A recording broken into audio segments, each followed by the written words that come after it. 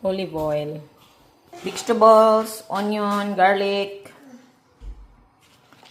kangkong, pechay, and beans or green peas. Kasama yung kanyang balat kasi nga fresh to.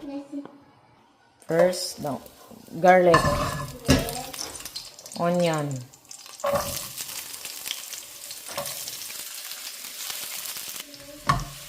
next,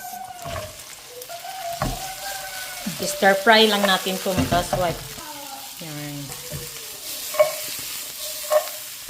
Kada pechay, ito po yung unahin natin. Nituin lang natin, hindi ako gumagamit ng ano dito, karaw. Bango-bango mga kaswat, super bango. Mga dahon-dahon. Ayan. Ayan.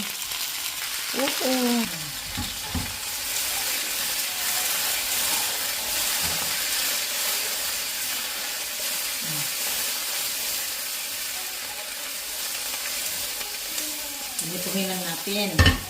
Huwag lagyan ng tubig. Lupad. And then, lagyan natin ng asin. Tamang-tamang asin. Ito yung vegetable ko with kasama yung manok. Damihan natin kainin ang gulay. And then, rice. Maliit lang. Half cup of rice. Yan, paminta.